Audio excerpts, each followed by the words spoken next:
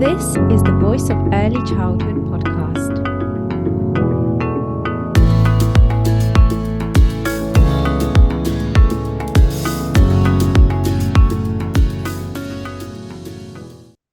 This episode is sponsored by Mangotree Kids. For over 20 years, Mangotree Kids has promoted the benefits of African drumming as a fun and effective way to helping very young children express themselves creatively and emotionally.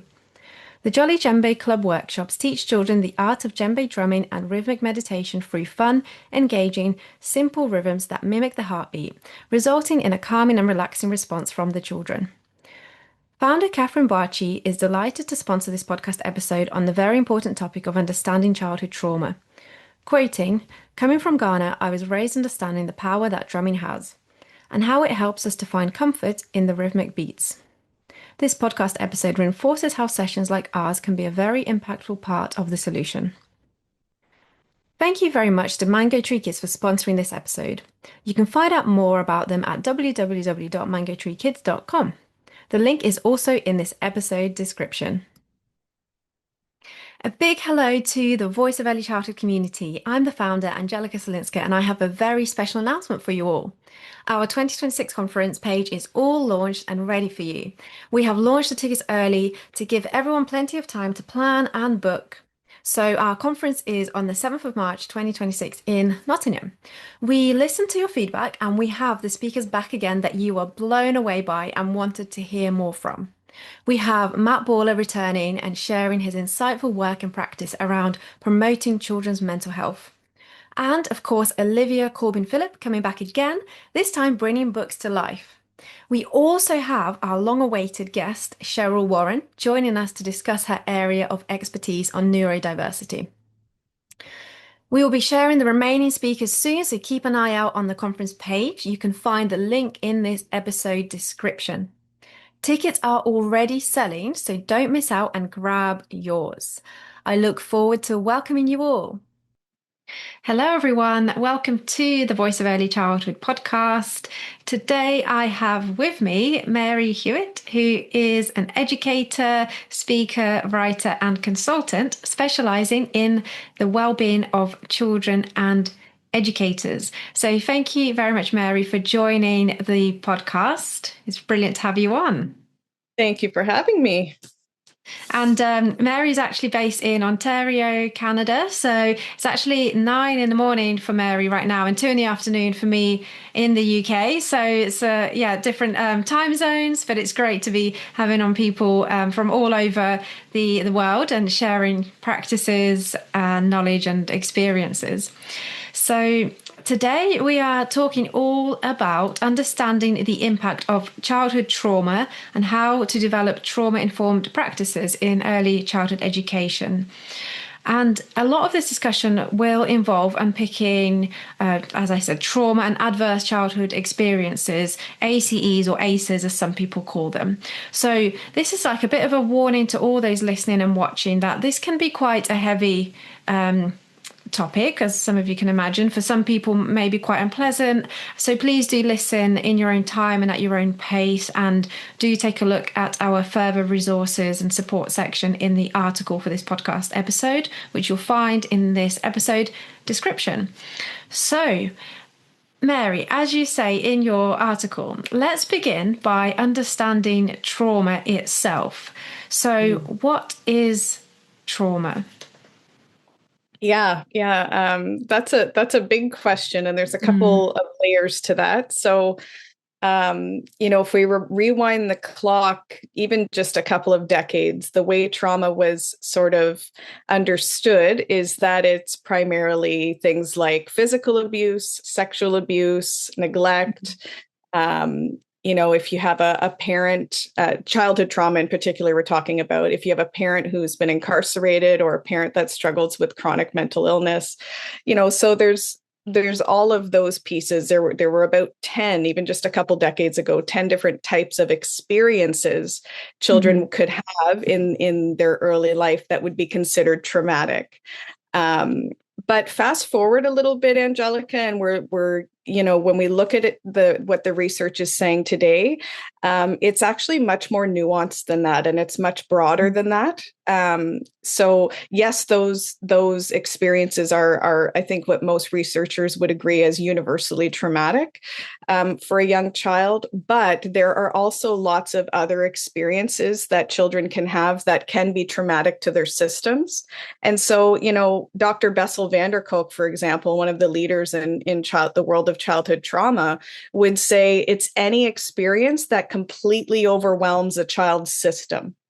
So Right. that Okay. really opens it up a lot, right? When you think about it Mm-hmm. through the lens, anything that overwhelms the system, and typically if that child doesn't have the proper support through it, Mm-hmm. that is another piece. So those two things together can be considered traumatic experiences, and it has to do with lots of things, not just overwhelming. What overwhelms the system has to do with things like personality.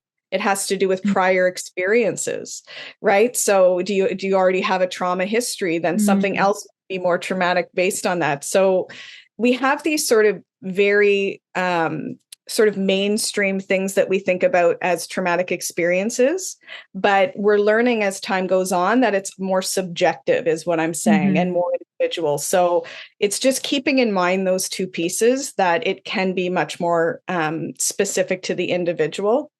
Mm-hmm.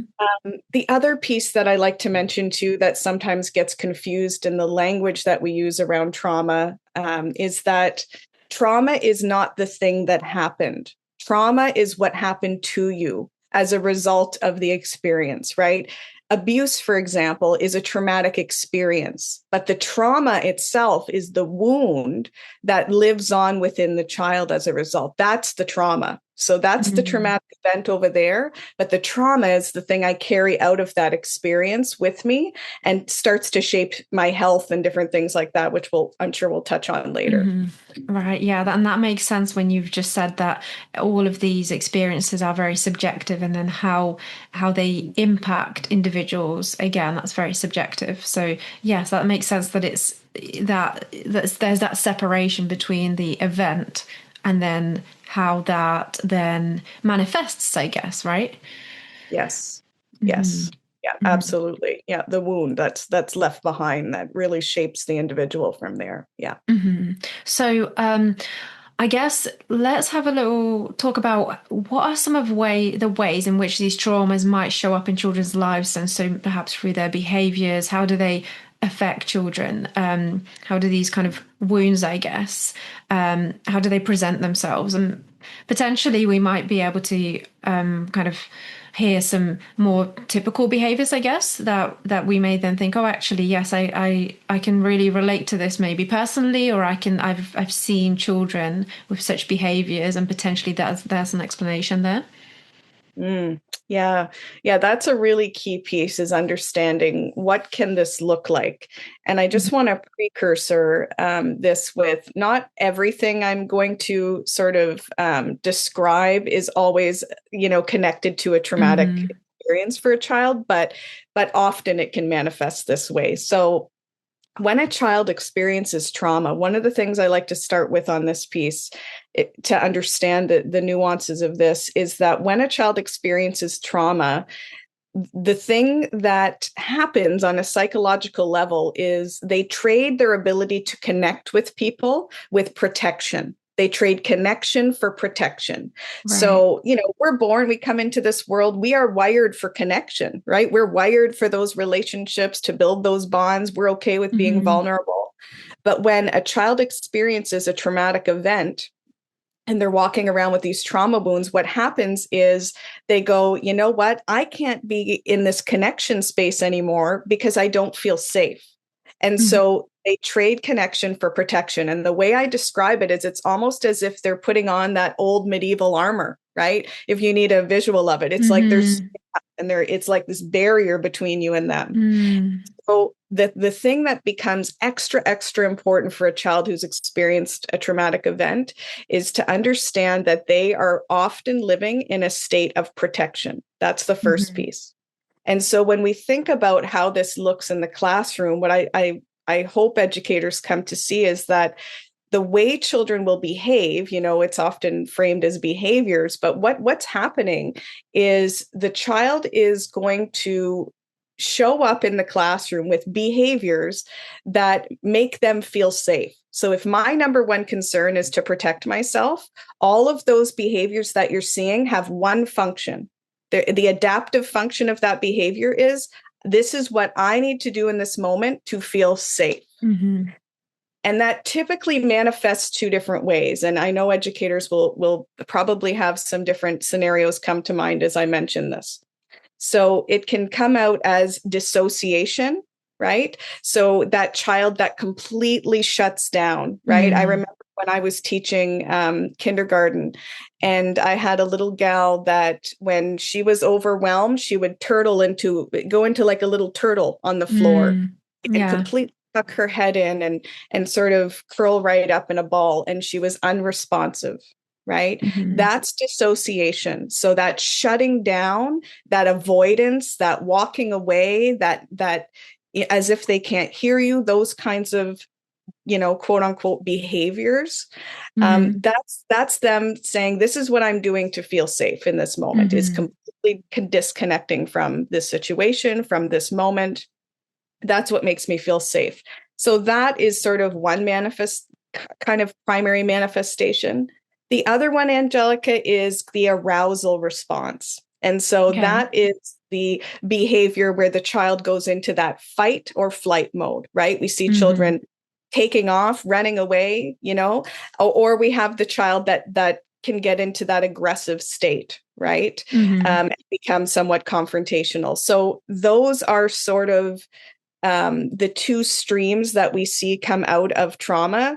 And, at the end of the day, those are the things that the child's saying to you, this is what's keeping me safe in this moment. And so when we remember that as educators, it really changes the way we move into the moment, right? Mm-hmm. So things Yeah. like punishments and consequences are only going to perpetuate that sense of unsafeness.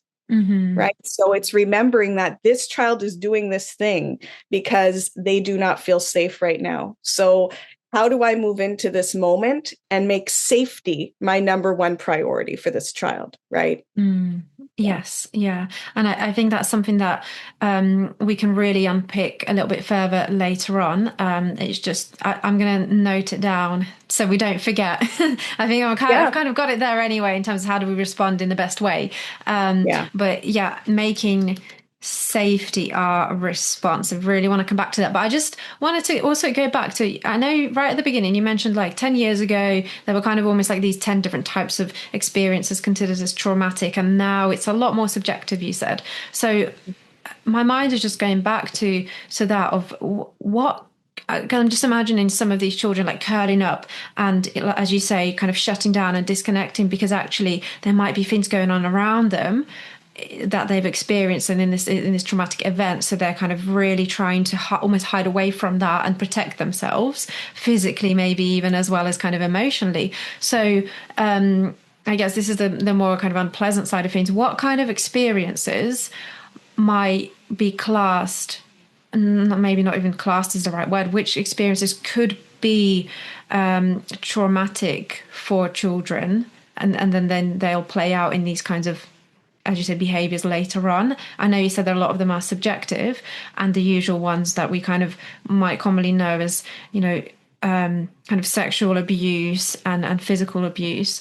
But are there those kind of more nuanced ones that we may think actually these are almost like, I wouldn't say normal ways to interact with people, but they're not the most pleasant and they're a bit negative, but they're not necessarily seen as abuse, if you know what I mean? Mm-hmm. Yeah. So, I mean, I think about there are lots of things, as you can Mm, imagine, that can yeah. fall in this category. But when I think about, just some specific examples, let's imagine the child that is starting their first day of school. Mm-hmm. And that child doesn't have someone to help them get ready in the morning, doesn't have Mm-hmm. someone to talk them through the emotional experiences they're having with this huge transition of starting school for the first time or Mm-hmm. starting a childcare program for the first time. Um, no one's holding their hand, walking them to the program, offering that gradual, release into the Yeah. program. When we think about things like that, if a child has already the piece underneath that is if a child is not being well supported through that big life event, Hmm. chances are there's other things happening in that child's life where they're also not being supported, right? So Hmm. they may not have the most emotionally responsive caregivers, right, in general. Yeah. And take this very specific example of a transition to school or into a childcare program for the first time, and that becomes a traumatic, it can become a traumatic experience for the child because they don't Hmm. have the adequate emotional support through this huge transition, right? Hmm. So that's just sort of an example. Now, this is why I talk about, the importance of educators, because we have educators on the Hmm. other side of those moments, greeting them on that Mm. first day. And so, you know, just keeping in mind that not all children will have emotionally attuned caregivers. And Mm. so just keeping in mind for these big moments, for these moments where you can tell that child is in a state of overwhelm, how can you step in and be that relational support for them to help them through that moment so they don't end up, like I said earlier, in a state of overwhelm and I have no Hmm. life, no life preserver. I'm completely on my own, right? I'm overwhelmed Hmm. and I'm alone. Well, now I'm traumatized by this experience, right? And I'm Hmm. freaking up, or I'm getting aggressive, or Yeah. all of those things. So that's just one example. Hmm. It can be many things, but that's just one example. Mm. Yeah, so it kind of builds that picture of we may be almost like we're unaware that we're causing children these kind of traumatic experiences if we as adults, perhaps as parents or carers, are more emotionally kind of unavailable.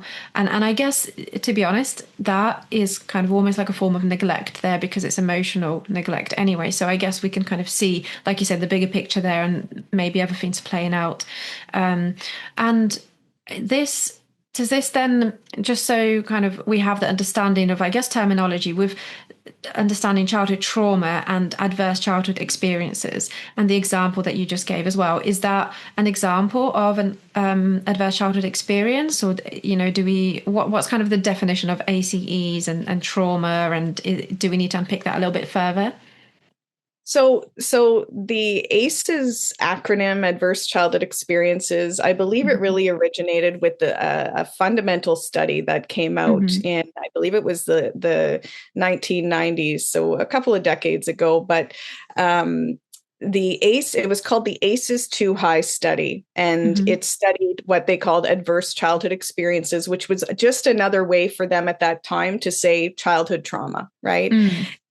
That was looking at those 10 different forms of trauma: sexual abuse, physical abuse, emotional abuse, physical neglect, emotional neglect. If a parent Right. is incarcerated, if there's domestic violence in the home, divorce was one of the categories. Mm. Um, and there were a couple more, sorry, just off the top of my Hmm. head. There's two more, but those were the 10 adverse childhood experiences that were identified at that time. Now that Hmm. we understand that it's also there's this subjective element, it becomes a much broader scope and much more individual. But when Hmm. we think of ACEs, I think we still kind of look at those baselines as the foundation or the starting point of what we all agree on as you know traumatic for children to Mm. experience. So that sort of terminology really came out of that study. And I don't know if you Mm. want me to talk about that study a little bit out the Yeah, it's gate. something. Yeah, yes, please. It's something that you mentioned in the article, actually, and it sounds really interesting. Like some of those, the findings. So the I guess the impacts of these traumatic experiences, and yeah, I think it's quite eye-opening, isn't it? When we really Yeah. look into this. Yeah, so please do tell us a little bit Yeah. more about it. Yeah, so the ACEs Too High study, although done a couple decades ago, Hmm. still was a huge turning point for understanding childhood trauma and the impacts that it has on the individual for the lifespan. And that's really key. But just to rewind things a little bit, and what did they look at in this study? So, Hmm. for this study, they essentially interviewed 17,500 individuals, adult aged individuals, and what Hmm. they wanted to know in these detailed interviews with these adults was, of these 10 ACEs, these 10 traumatic experiences, adverse childhood experiences, whatever you want to call them, of Hmm. these, how many did you experience in childhood? So did you experience emotional neglect? I mean, the questions were more articulate than this, but Yeah. did you Hmm. experience physical abuse? All of those things. And for every yes Hmm. that a participant indicated they had experienced, they'd get a point on their ACE score. Hmm. And so, some folks came out of those interviews with an ACE score of 10. Some came out with an ACE score of 4, some with an ACE score of 0. And so, um, what they wanted to do, though, is, we get these established ACE scores for this huge cohort of individuals. And then they wanted to know, okay, we now know how much if you've experienced trauma, we know how much. So what was the dose of the trauma? That's your ACE score. Now we want to know, what has your health history been like? And what is it like Right. currently? Hmm. And so they interviewed them to sort of get a feel as to what their health was like at that time. And this is where the really sort of shocking results came out. And what it was, just a few examples. Individuals who had an ACE score of 4 or more, when compared to individuals who had experienced no childhood trauma, those individuals with the higher scores had, 3 times more likelihood to develop heart disease.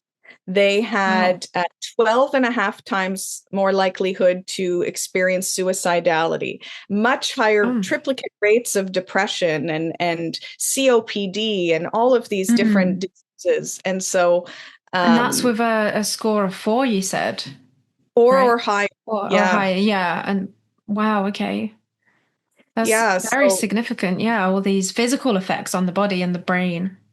yes, exactly. And so this was really huge in understanding, how does trauma, those wounds, how do they affect our bodies over time and Mm. shape our lives? And so it was a huge, huge study to understand childhood trauma. And the reason why, just sort of rewinding a little bit, what Hmm. the researchers connect this to is, when a child experiences trauma, we have that stress response, right? That Hmm. really active, helpful stress response we're born with. We Hmm. see our brains are wired to check and scan for threat, right? And Hmm. when we see a threat, that survival brain really goes into full throttle, right? And those higher order parts of the brain sort of shut down a little bit or become Mm. dampened. So our survival brain takes over, and our survival brain tells our body, okay, dump cortisol, dump adrenaline into the system so that, we can breathe better. So we're Mm. able to run, so that our pupils dilate and our vision's clearer, so that we can face a threat. Now, when a child experiences trauma, that stress response that's really healthy to have and keeps us alive becomes maladaptive, because it becomes sensitized. So it becomes this hair trigger response. And Right. so children's stress response are getting activated, who've experienced trauma, are getting activated over and over and over again. And so it's this dumping of these stress hormones. It's living in that elevated state for extended periods of time, where we start to see health diminishing, right? And Mm. so this is the connection. The stress response gets altered as a result of trauma in childhood. And because it's at such a foundational stage where so much development is happening, as you talked about earlier, the development piece, Hmm. that's part of it too. But, when this happens and it's chronic, eventually the systems of the body are going to start. It's like a fish tank that gets dirty and just keeps getting dirtier, Mm. right? Eventually the Yeah. fish will get sick, right? And Hmm. so that is what they connected this to, the researchers in this work, which was another huge finding. And, what really shook me when I heard about this study a long time ago. But when I first heard about it, I sort of became obsessed with it, Angelica, to be honest with you. And the reason was because I had a very traumatic childhood. And Mm. so I wanted to do the ACE. You can do the questionnaire and find out what your ACE score is. I had an ACE Mhm. score of 8 out of 10. Oh, So mine wow. was Gosh. mine was quite high, which I wasn't surprised by. I think it's why, again, I sort of got very honed in on this study when I heard Mm. the results. But what was also interesting, Angelica, is that I had this high ACE score and my life was sort of turning out exactly like this study predicted. So at the Right. age of 20, I developed an extremely rare autoimmune disease, which is also really common in individuals with a score of 4 or more ACEs, Mhm. is autoimmune disease, right? And Right. so Mm. at 20 years old, developing this disease no one else in my family ever had, Mm. extremely rare, going to specialists and them not really even knowing much more about it than I did. Mm. And my health sort of unraveling from there really connected me to this study because I felt like a textbook case is what Mhm. I'm getting at, a textbook case of Yeah. this study. And so it just really, I think when we think about the work that we do in the early years, this is why this is such a fundamental piece to understand because, this is the bad news, this ACEs study, Yes. it's good to know this information and it's super Mhm. valuable, but it's hard information to hear. There's Yes. also 20-year difference in life expectancy they predict. Like it's not Oh, great, wow. right? Mm. The outcomes are often quite scary because a lot of us have experienced trauma and we have children in our care that are likely experiencing it too. So it's very concerning. Mhm. But the other side of that coin is that what they've come to recognize since this study is that there's this thing called PCEs, or sometimes called PACEs, Okay. or PCEs, that they're called positive childhood experiences, essentially. Now, there's more to Mm. this, but just in a nutshell, what they're finding is that it's not just about the adversity a child goes through. The bigger picture Mhm. is what are the positive experiences this child's had? Because Mm. when they started to look at that, they got a fuller picture and they came to understand that the more PCEs, the more positive experiences a child had, it could actually buffer and offset and even Right. Mm. protect the child from adversity.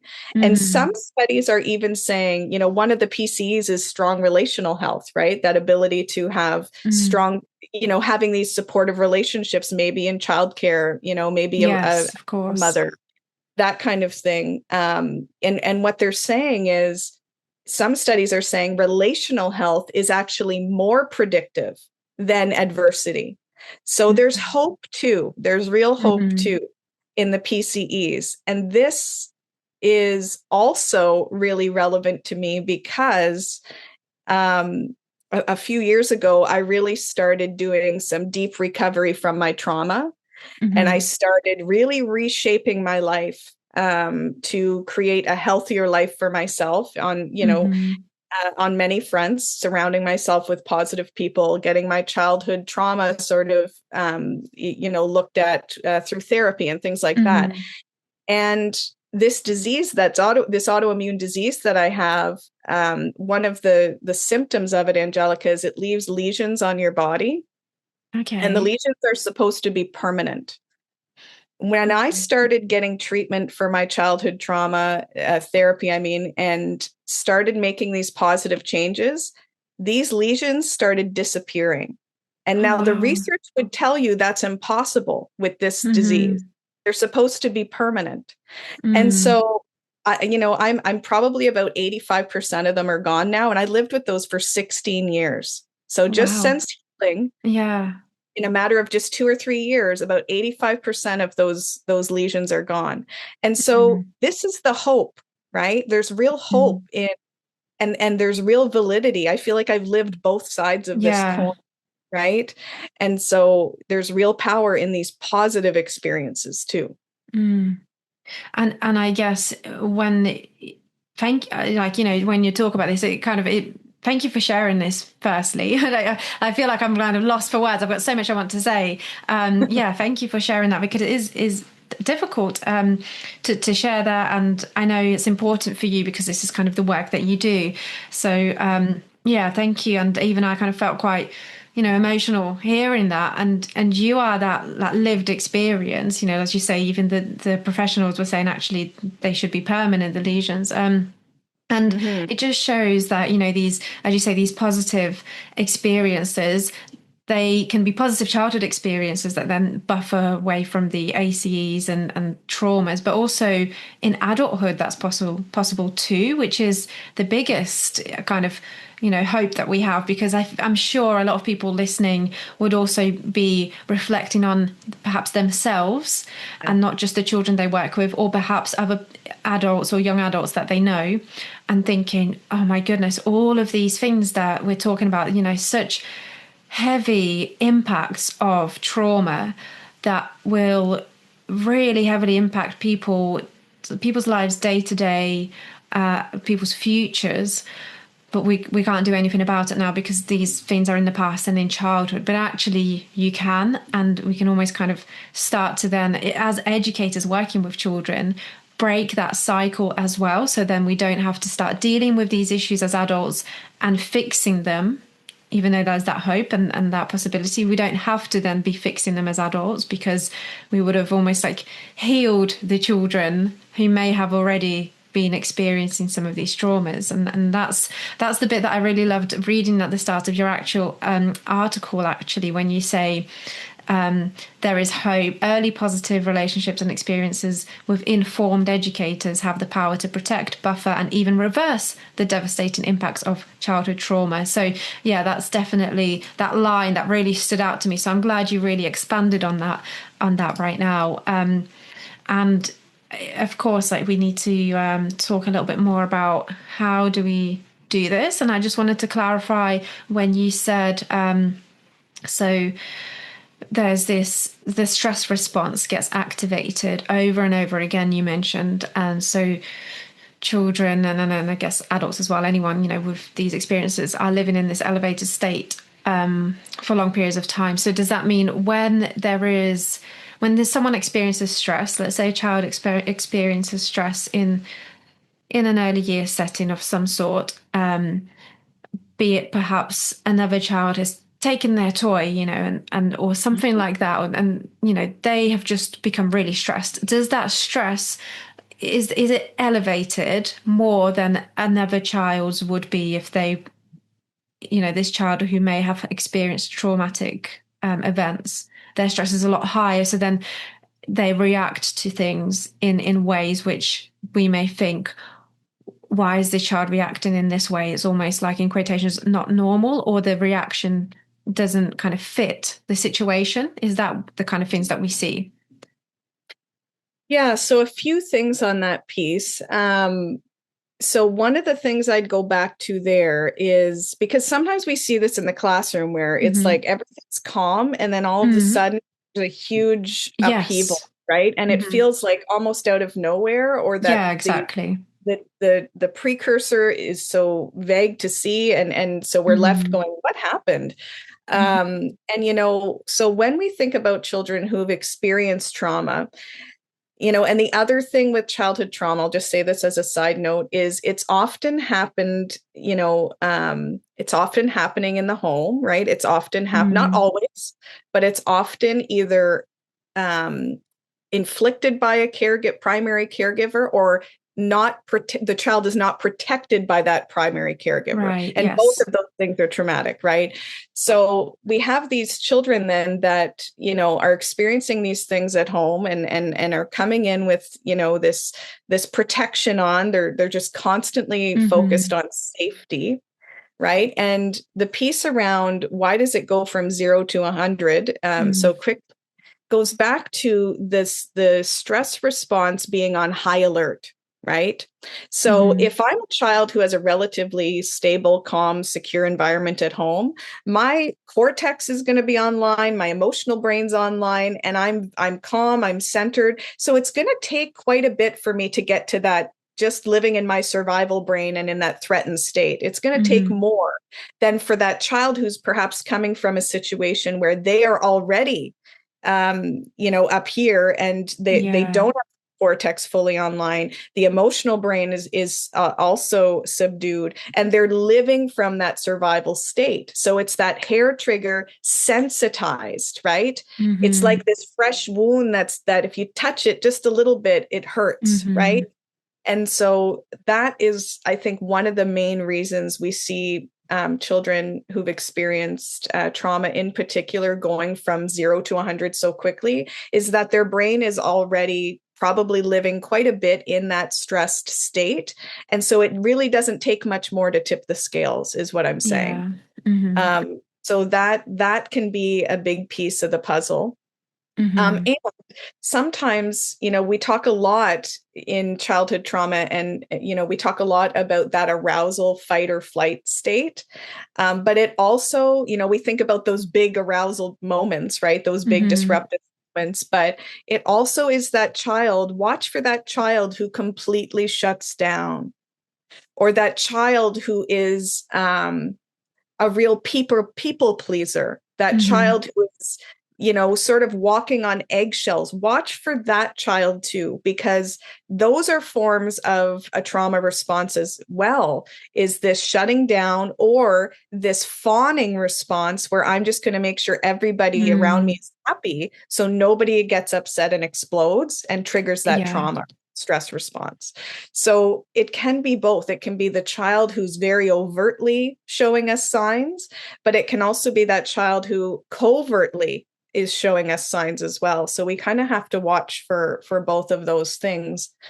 But the last piece I'll say on this particular question, Angelica, which I think is such a huge takeaway, is that when we talk about a trauma-informed approach or a healing sort of modality when it comes to the work that we do,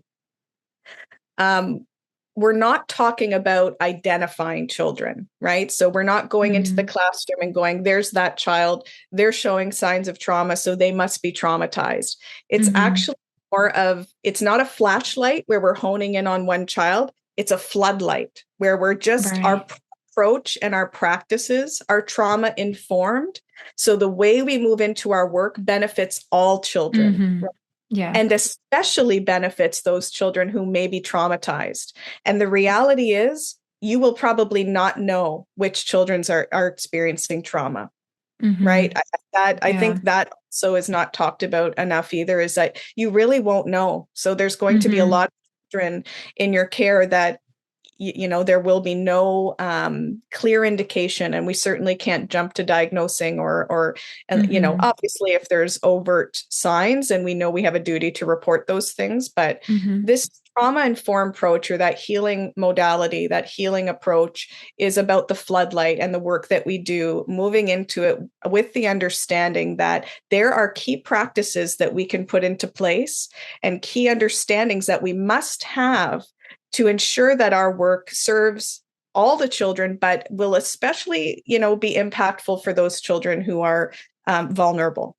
Mm-hmm. Yes, and I love that analogy that you just made, that floodlight versus the flashlight analogy, that we don't need to necessarily identify children that have gone through these adverse childhood experiences. At the beginning, you did mention that if we know, then we know how to respond to these children, but actually it's not about knowing the specific particular children. Now I kind of hear all of this as we've gone on. Actually, it's about having that trauma informed practice, and that's the knowledge part, and how it comes into use, rather than knowing the specific children. And Yeah, that makes because total sense. you probably won't know. And Mm-hmm. so if we're waiting for that and to implement these practices, you're going to be waiting a long time because Mm. you won't know. So in most cases. And the other piece to that too, to just highlight really Mm-hmm. briefly, is that on an unconscious level, sometimes when we get into this place of flashlight mode and we're looking for the child who's traumatized and we Mm-hmm. think we've honed in on one, um, what can happen is sometimes our unconscious sort of biases can come out, where we start to expect less of those children, or we start to see Right. less of their competencies and less of their Hmm. skills. And so we sort of start over supporting them, which is hindering to them their development as well. And we do it from a good place, but it's sometimes that can be a piece of it too, is when we get that flashlight going, we start to see some of these ways of being come out that actually end up having a negative effect on the Mm. child. Yeah. Yes, that's really interesting to consider as well. So I guess let's start moving on to the really kind of important takeaways from all of this now that we've equipped those listening with hopefully some knowledge or kind of additional knowledge if they are already kind of aware of these issues. So how can early childhood educators serve as, I guess, as we've discussed previously, strong agents of protection for many of these negative outcomes associated with adverse childhood experiences? And I know some of those things you've already mentioned are positive childhood experiences. So perhaps we could look at what does that look like? And also that what you mentioned right at the beginning, making safety our response for those children, for every child, I guess, as you say. Yeah, yeah, absolutely. Um, so one of the things I like to precursor this with is that the things I'm about to say are not practices that educators probably aren't already doing. They probably Hmm. already are doing these things, but it's like anything else. When you know why you're doing it, you're going to do it more Mm. consistently, and you're going to do it Yes. with more purpose, right? And Hmm. which has a much more beneficial effect on the child, right? So I compare it to the day I learned that you're not supposed to overmix cake batter because it makes the cake Yeah. really, right? When you know Hmm. when you understand that that's a skill that needs to be Hmm. there for the purpose, don't overmix it, then you get the Yeah. more consistent, fluffier, delicious cakes. You're going to do it more often and you're going to have better Hmm. results. And so that's sort of what I precursor this with, is that these aren't practices they're probably not already doing. It's just understanding the The why why behind them. Mm. increases our intention and our purpose and makes it more consistent and impactful for the children. So Hmm. I sort of boil it down to three key pieces, Angelica, when it comes to our Okay. practices. And this Hmm. actually, I credit Dr. Bruce Perry with this. Dr. Bruce Perry is a leading psychologist in the world of childhood trauma. And he really honed it down to these three as well. So I credit him with, informing me quite a bit on this. I've taken it and really applied it to our work in particular, but the Hmm. core basis of this comes from him. So the first piece is what I call finding heartbeats, or offering children heartbeats. And I'll dig into that really quickly. Yes. Hmm. So, and Dr. Perry would call it rhythm. Hmm. And so what we're talking about here is, if we look at the research, the first sign of safety for children in utero is the heartbeat, Hmm. right? That beat, Yes. that consistent, steady beat is the first sign of safety for an individual. And Mhm. research tells us that anything that is rhythmic will automatically elicit a sense of safety in us, even as adults. So, this is why when we're feeling stressed, we might listen to a certain song or want to listen to music. It's rhythmic, right? And we don't know it, but it actually connects back to that first sign of safety, which is that heartbeat. This is why when we're feeling stressed, we go for a walk. A walk is rhythmic, Right. Of right? course. Yeah. Yeah. So, and think about early childhood education. There's so many ways we can incorporate rhythm Mm. to the work that we do. And we already do that. But understanding that music, for example, and offering Hmm. music every single day elicits a strong sense of safety in the children and in you, right? Is Hmm. going to bring down the temperature. And I know any early childhood educator listening to this, when they would back that up with saying, yes, Mary, I know anytime I sing a song with children, or anytime we shift into Hmm. music instead of just sitting and teaching, right, we see the children's systems regulate, and actually ours does too. And so offering rhythm, or what I call heartbeats, in our classroom, Mm. things like walking is rhythmic, dancing, movement, um, Hmm. drumming. I used to, when I was an educator, Angelica, I had a drum next to me all the time. And boy, oh boy, was it effective. If you don't have it and haven't invested in a big, nice bongo drum, do it. But things like that, anything we can do that has that repetitive, rhythmic momentum to it is going to elicit a sense of safety for children. Even breathing, right? This is why breathing calms us down. There's a rhythm to it. Yes. And that's why it takes 3 breaths to calm down. It's that I'm realizing it's not just 1 breath, it's 2, it's 3, right? So anywhere where we can offer heartbeats, offer rhythm in our classrooms, that is a huge piece for safety for children to elicit that sense of safety, like you mentioned. So Yeah, and I offer that. I was just going to say, now you're talking about all of this, it starts, even for me listening to you now, is all making more sense, because even just I think it was just last weekend I was working with a young child. He's almost 4 years old, and I did start saying, there was a moment of dysregulation, and I started to say, let's have some deep breaths, let's start breathing together. And I just kind of modeled that, and don't really think, why. And I know it calms us down. I know it could potentially calm the child down. It's something, certainly worth a try, and we do that. But then when you talk about the rhythm, the rhythmic kind of action of that makes so much more sense. And I've never thought about breathing being rhythmic. Walking, I remember someone mentioning it somewhere, and when you said it, I was like, oh yes, of course, I heard that somewhere else. And music, again, of course it's rhythmic, yes, but we don't necessarily know, are aware of that, the fact that rhythm is what calms us down. And then again, the why behind that is the heartbeat. So it just, straight away you start to think, you're almost like equipped with this knowledge, and then you feel more confident in doing it, rather than, why have we got music in the classroom? It's a bit too noisy anyway, let's turn it off. Actually, no, you can almost like stand your ground with others, and almost like yourself as well. Why am I doing this? It does feel a lot more what's the word, like almost like affirming to yourself, I guess, as an educator in a way. Yeah. Yeah. Because I mean, on the outside, we can look at it like, it's just a walk. It's just deep. It's just a Yeah. song.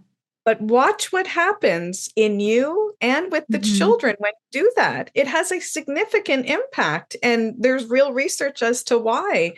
So, and I don't know about in the UK, Angelica, but in Canada here, when COVID hit, we couldn't sing with our children anymore, because of the Yeah. project air, things like that. That was, definitely a consideration that we had, and something that wearing face masks as well, that was something that I guess almost kind of limited that practice in a way as well. Yeah. Yeah. So I mean, that's one of the things I'm really passionate about is music and movement with children. I used to teach it at the college, and it was my favorite course to teach because, I see the value of it in such a deep way. But, it also elicits such joy, and joy is a positive childhood experience as well. So there's so many benefits to music and movement. And I see our educators here locally getting more back to those basics, right? And they're foundational basics. They're not just, nursery rhymes, poetry, all of those things are rhythmic, right? Depending on the delivery. So, just something really powerful can be offering rhythm to elicit that sense of safety, or I call it offering heartbeats, because then it reminds us research, right? Yeah. Behind it. But the other piece too, just zooming out a little bit more around that safety piece, I talk about this around rhythm too, and heartbeats, is think about your flow of the day as a rhythm. Right. And so this is Okay. why showing children that, we can be flexible in our day, but having sort of a rhythm to your day also elicits that sense of safety. It's a broader scope, sort of maybe more generalized heartbeat, but it does elicit a sense of safety in children. So Mm. Doesn't mean we have to be rigid all the time by it, but having some general guideposts in our day and that we revisit with children. Some educators show the flow of the day in the morning and remind the children of it.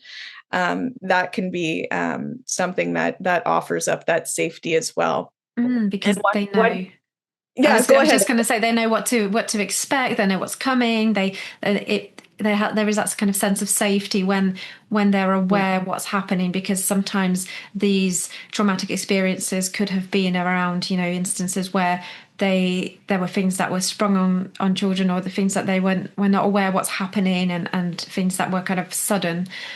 So it makes sense that awareness of what's happening next, what's the next transition, makes sense. Yeah, and that you're expecting that, almost that predictability as well, maybe day to day with some elements of change, but the general the main aspects of the day kind of stay the same, such as meal times, maybe story time at the end of the day, at the start, things like that.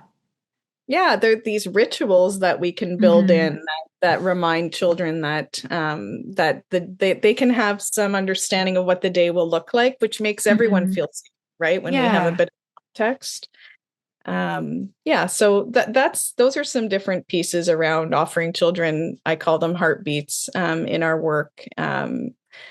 A little side note, and the research Mm-hmm. connects with this too, is that when you offer these things, some of these things you offer children, like breathing, for example, or even Mm-hmm. singing, when you do them side by side, walking side by side instead of face to face, Right.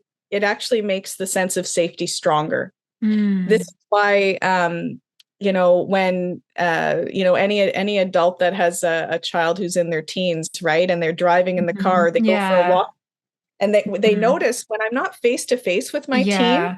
they seem to let their guard I down a heard little. that before. Yeah. So offering heartbeats where you can next to children, it Mm. can add, not all things lend to that, but it's just a little side note. This is why when Mm. a child is elevated, we might say, let's go for a walk together, right? And Mm-hmm. walking side by side, to go do something, Mm. whatever, it has an added effect. And it's not as almost like confrontational kind of looking in the eye, especially if the child is in that elevated state. That's right. That's right. Mm. Yeah. So just a little side note there. That's why Mhm. choral singing is so powerful too. And Oh, there's right. there's a whole Okay. world. I could do a whole session on music. So I'll just end it there. But yeah, this is part of it. Yeah. Yeah. And so we've kind of gone so in depth on the rhythmic activity. I know you mentioned there's three things. How many things have you mentioned so far? I've kind of lost track. Was that rhythmic? Because then Yeah. you mentioned a couple of things, and I thought, oh, actually, oh no, that links. It's still part of the same thing. So then, would you like to tell us the two others that you kind of see as the main buffers? I guess we could call them. Yeah. Yeah. So rhythm or offering heartbeats is the first one Mm-hmm. I talk about a lot. The second one is regulation, right? Which we Mm-hmm. talk about a lot in our work, and I think we've touched on a little bit already. Yeah. But Dr. Perry, he has sort of, let's imagine a child is in a totally dissociated state or a very fight or flight aroused state. Mm-hmm. Dr. Perry offers a stage-like approach to working with that child, right? Because Right. sometimes Mm-hmm. as educators, I think we get into this place where, we're also very busy, right? Now, I get all that, but we get into this place of something has happened and we want to get right to fixing it, right? Let's talk about how to solve Mm-hmm. this problem. But if the child is dysregulated, you can't, that higher order cortex is not online with you to be able to solve anything or to learn Mm-hmm. anything, right? They're not ready to learn. And so what Dr. Perry would say is it's a stage-like process. So it starts with when a child is dysregulated, start with regulating the body, right? So that's how I talk about it. What does the body need first, right? What does the body need first? So Mm-hmm. looking at that regulation piece, and maybe that's breathing, maybe it's going for a walk, maybe it's playing with Play-Doh, right? Uh, Mm-hmm. Starting with that. And when the body is calmer, then we look at what he calls relating. And I Mm-hmm. translate that to what does the heart need? That's the emotional piece, right? Mm-hmm. So it's addressing the emotional turmoil the child is in is really key as Hmm. that next step. Because again, if you skip from we've regulated now together, now let's solve the problem, they're going to go, you know what, I'm still upset, right? Like my Mm. feelings matter. And Yeah. so it's really looking at the feelings next. So regulate, relate, and I can give an example of this in a moment. And Hmm. then the last one is reasoning. This is where you can get to that place of what does the mind sort of need, or what's teachable here. Oh. And this is where you can get to that problem solving, or talk about, the situation in more detail. But jumping to Hmm. that for these other pieces is a real, it doesn't work. This is why we see Hmm. children escalate, right? So, a really simple example that I can offer is, let's imagine you have a child come into your program and it's their first day. Let's go back to that Hmm. example. And you can tell they're really either shut down or very aroused and dysregulated. Well, you might walk up to them and say, you know what? I notice you seem to be a little anxious. Do you want to go for a walk? Right? Or do you want to give me a hand setting up the easels today? Right? And that's that. What does the body need? Mm. Right? So starting there. And then when you're noticing signs of regulation in that child, then it's relating to them. And maybe you sit down with them for a minute and just, offer up, it's really hard to start, your first day of kindergarten. It's really hard to have your first day. Mm. I remember when I started, in school, and I was really nervous too. That's that relating piece. Hmm. That's so key, to give the child space to talk about their feelings. And when they talk about their feelings or make them visible to you, how can you bring down the shame? Because that's a key piece too. When a child feels a big emotion, if it's not related to in this way, Angelica, they will often feel shame, Hmm. because big emotions like that are overwhelming and it almost feels icky and wrong, right? But when Mm. someone can say to you, you're not alone. I know what that's like. I've been there. That's Mm. normal. It's okay. I get it. Hmm. Someone saying, I've had that experience, and it's tough. You'd think it would exasperate things, but it doesn't. It brings down that shame. It brings down that resistance the child is having to that icky emotion, Hmm. right? So having a moment to talk to them about the emotional experience they're having. And Hmm. then maybe going to that reasoning place of, okay, well, what do you think might help you settle in today?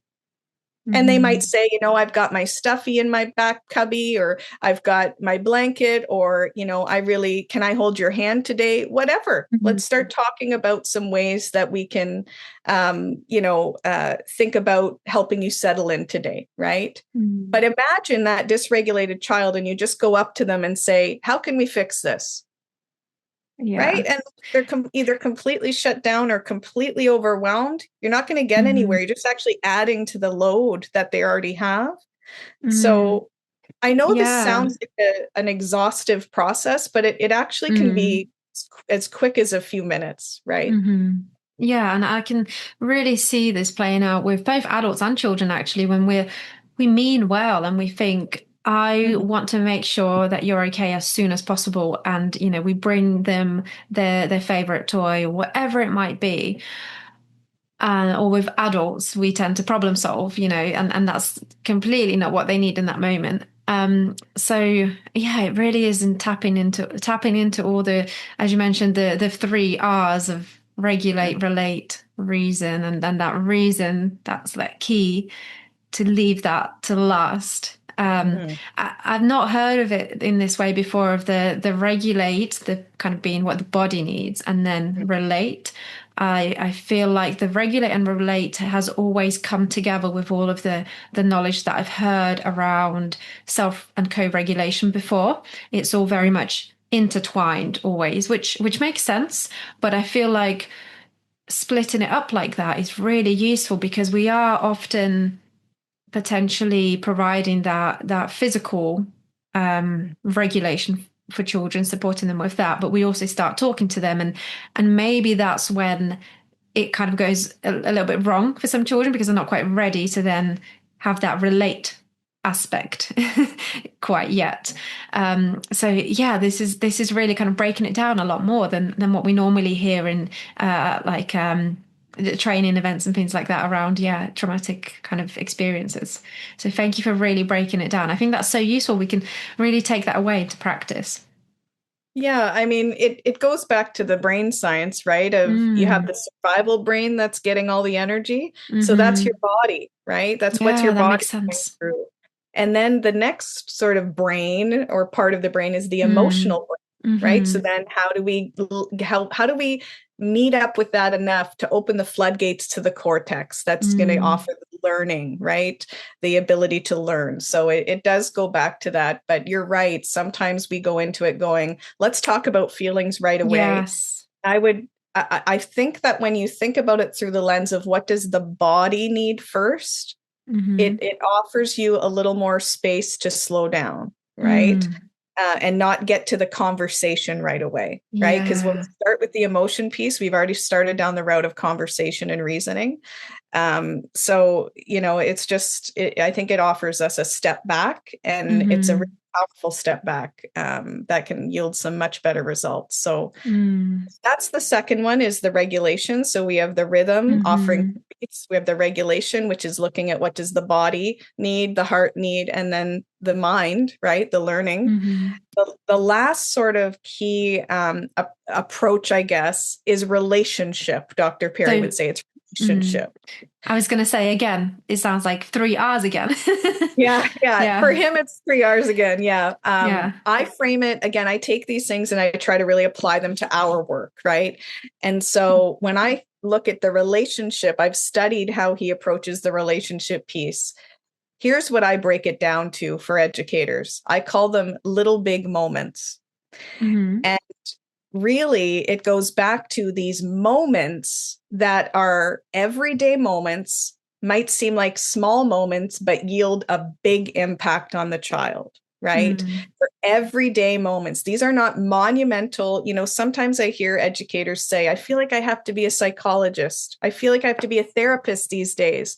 And I get why they're saying that. I have felt that way myself.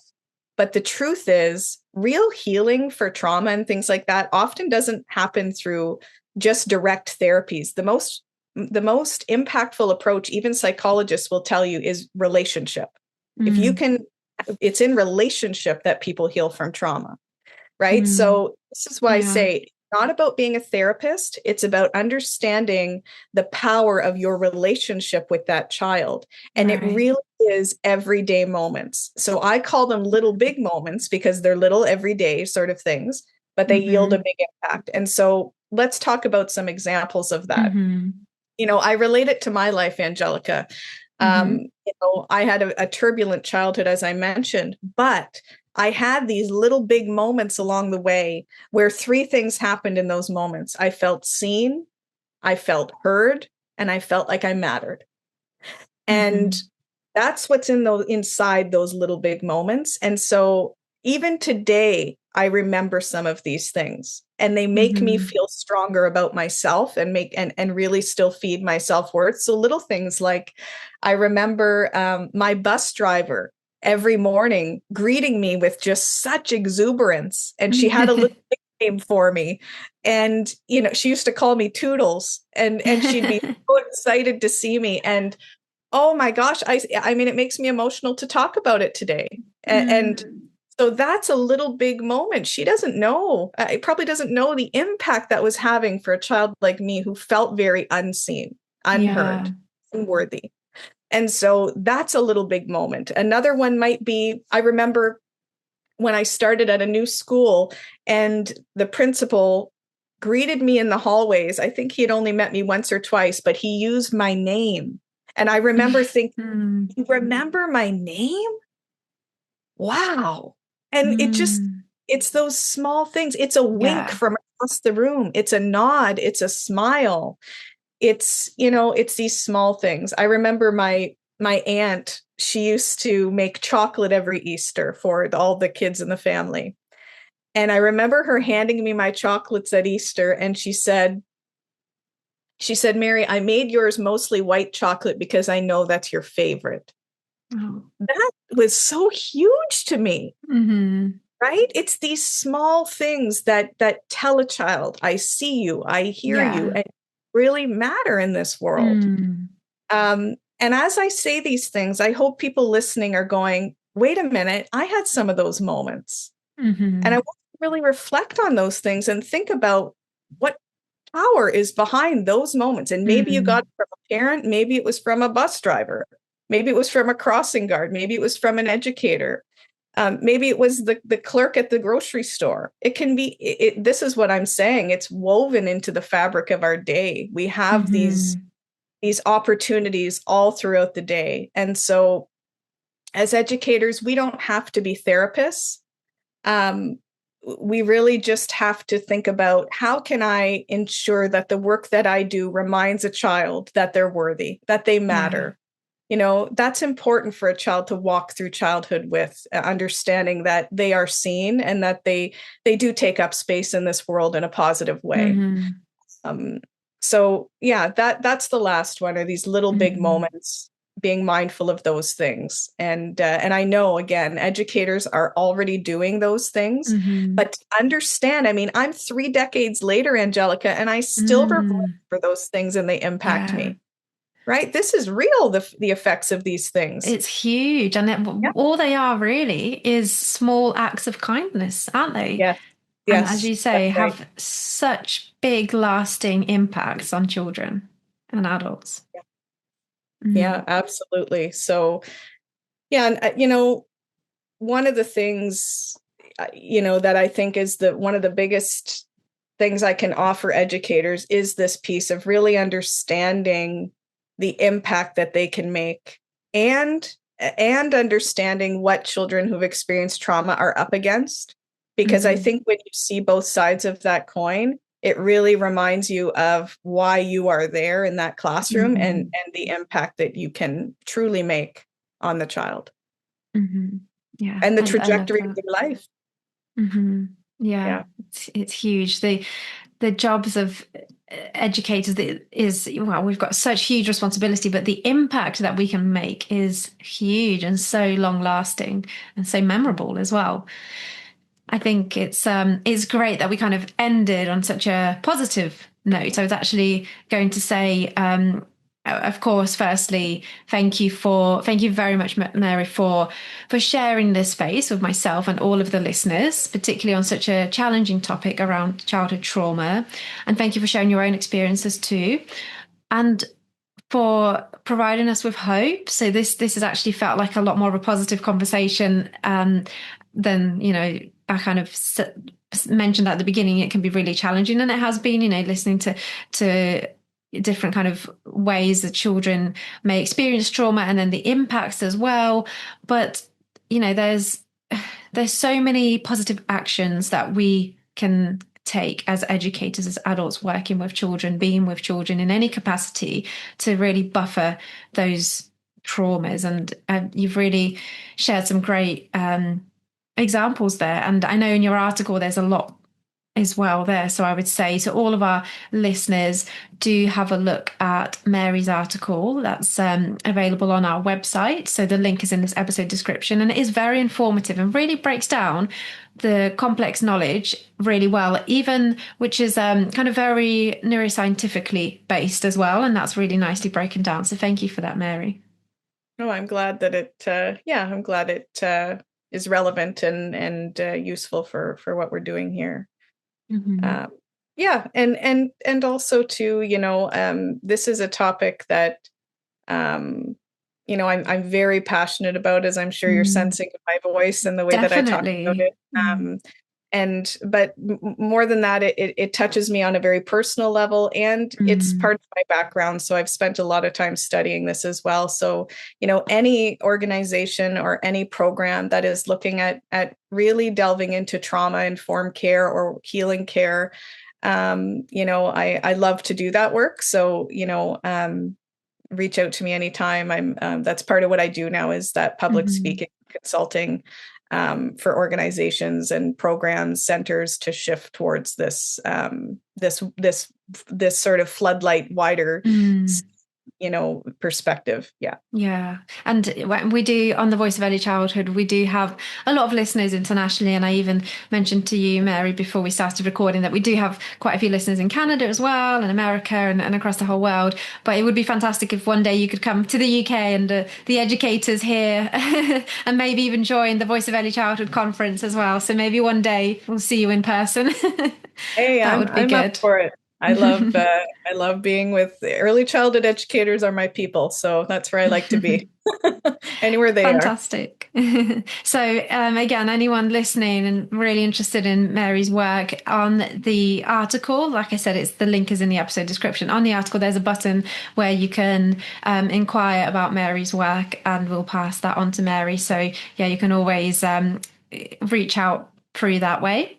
And there's lots of key takeaways in your article, Mary. So I just wanted to read some of those out as a kind of to round things off a little bit. So Yeah. yeah, there's so much that we discussed, but some of the key points to kind of reflect on for our listeners are that childhood trauma changes our stress response system, shifting it into kind of hyperdrive, and an overly active stress response system can change the trajectory of our health over time, our whole lives. And secure relationships and positive experiences in childhood hold the power to mitigate and protect, or like buffer, as we've been saying, protect children from the devastating impacts of trauma. And then finally, as we discussed towards the end there, rhythm, regulation, and relationship are the keys to trauma-informed care in early childhood education. So yeah, some really kind of great takeaways there for our listeners. So thank you. And anyone listening, if you want to read more as well, we do have a lot of other articles and podcast episodes around children's mental health and self-regulation. Just a couple examples. We've got Dr. Minnie Zhongpai's article and podcast episode on self-regulation, co-regulation, and mental health. Matt Baller's article on proactively promoting positive mental health. Mandy Worsley's article on understanding neuroscience in early childhood, and they've all got those podcast episodes with them. And then as well as, a whole host of articles around, as I mentioned, children's emotions, regulation, mental health. So do check those out as well. So yeah, lots there for us to kind of digest and reflect on and really take away into practice, which is the most important thing. Thank you very much, Mary. This was a really insightful conversation and ended up being quite a long conversation, actually. It's a huge topic, so I'm not surprised. So thank you very much for your time. Yeah, well, thank you, Angelica, for having me and for making space for this important topic. I think the more we can talk about, like you said, it's a hard topic, but an important one. So when we can bravely sort of lean into it, there's a lot of positive too, and there's a lot of hope and a lot to take away. It's not all bad news. Yeah, for sure. Yeah, definitely. And hopefully we'll hear from you again on the Voice of Early Childhood, either on the podcast or perhaps in person. Hey, that'd be great.